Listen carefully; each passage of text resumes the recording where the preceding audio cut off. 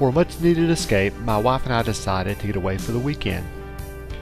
Being in Atlanta on business already, we decided to combine a little business with pleasure.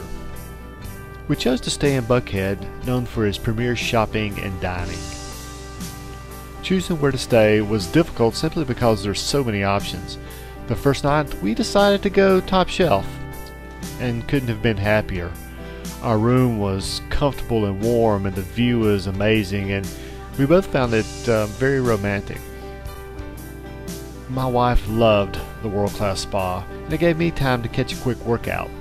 The grounds were impeccable, the food was marvelous, and it was everything we wanted it to be. One thing that sets this community apart are the trees.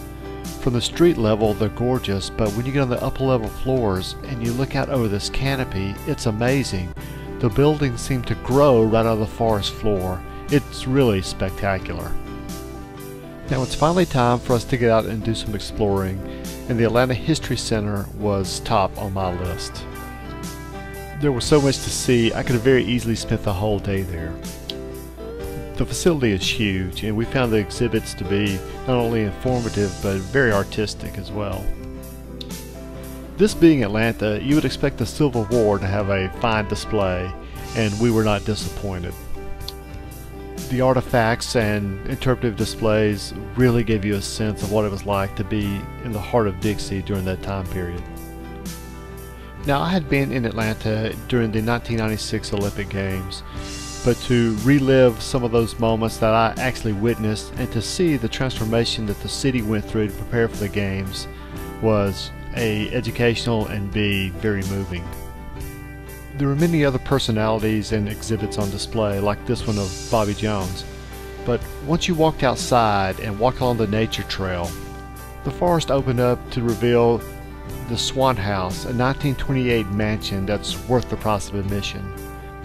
Also on the grounds is an 1840s plantation that's true to that time period and even has slave quarters and agriculture. Now it was finally time for lunch, and after great debate, we elected a small bistro so we could sit outside and overlook Peachtree, the main thoroughfare. Next up, we wanted to take advantage of some of the premier shopping that Buckhead is known for. We spent a great deal of time going from Lenox Square and Phipps Plaza, and also a lot of the smaller retail boutiques that are located all over Buckhead. After doing our part to support the local economy, we wanted to take a tour of some of the residential areas of Buckhead. What we found were some of the most beautiful homes and estates I believe we've ever seen. There were examples of all different types of architecture and creative landscaping, and it was just really beautiful. Even the more modest homes with their mature landscaping and tree-lined streets were the kind of in-town living I could get used to. I noticed these historic markers throughout these neighborhoods. These folks literally live on hallowed ground. Equally as impressive is the public art that's available in Buckhead. You'll find them in residential areas and in business centers and shopping areas and even restaurants. It adds an element of culture to everyday living in the community. For our last night, we wanted to stay a little bit off the beaten path. So we did a little research and we found this bed and breakfast inn in a small residential neighborhood. We found it to be warm and inviting. The host was gracious, and the people who stayed there with us were some of the finest people you'll ever meet. Now it was time for dinner, and we decided to go to a place that the concierge had referred us to. It was small, eclectic, and quite the happening spot. After dinner, we wanted to have some fun and check out the nightlife of Buckhead. We cruised around a while and found so many options that it was hard to make a decision.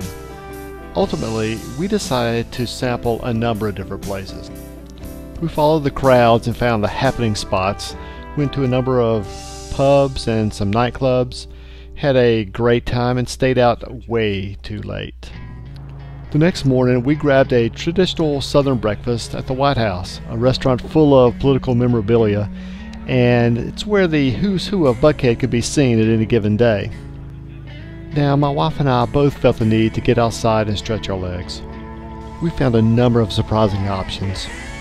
There were beautiful parks and playgrounds and wide open fields for picnicking and throwing the frisbee. There were nature trails and walkways through mature forests and along streams. We found a real natural experience in an urban setting. What a resource. Finally, we wanted to see if the reputation is true with all the antique shops and galleries in Buckhead. We found too many to explore, so it appears our next trip to Buckhead will be an antiquing weekend. Looking back, I have to admit I was totally surprised at the diverse opportunities in this community. We had a wonderful time. It was a weekend well spent, and there's more exploring left for us to do. But from what we've seen, I can't think of a better urban community. You have all the business, shopping, and dining, and a hidden natural aspect to the community. Just wonderful.